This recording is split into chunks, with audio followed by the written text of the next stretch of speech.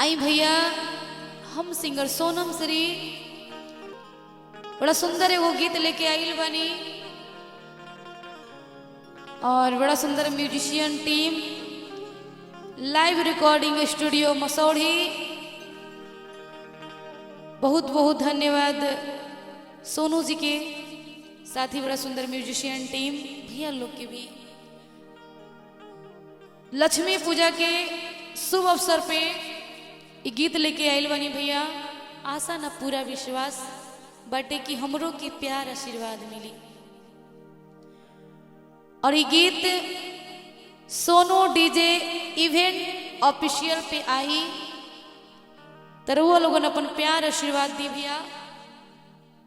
चलल जाओ गीत की ओर। कही के बका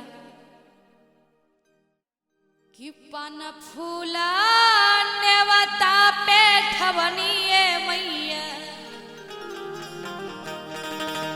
कि पान फूला नेवता पे ठवनिए मैया। ए माई हो अब घरे तोहरा के बोलवनिए मैया। ए माई हो अब घरे तोहरा के बोलवनिए मैया। आवे के हा कही के बका कि पान फूला नेवता पे ठवनिए मैया। पान फूला नेवता पे ठवनिए मैया। हे माई हो अब घरे तोहरा के बोलवनिए मैया। हे माई हो अब घरे तोहरा के बोलवनिए मैया।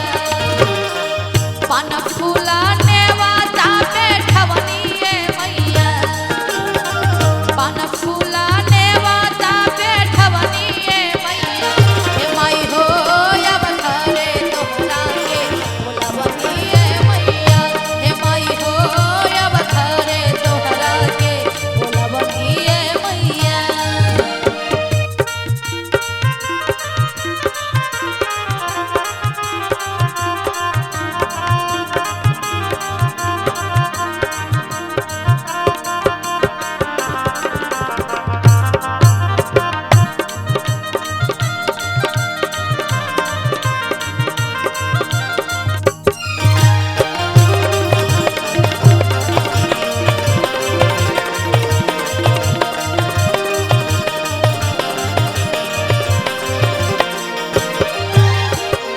जेवनाची बाबे खातिर हलवा बनावनी हो।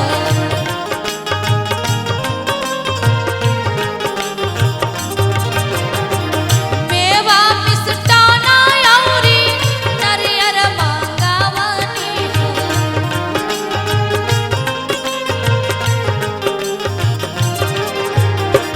जेवनाची बाबे खातिर हलवा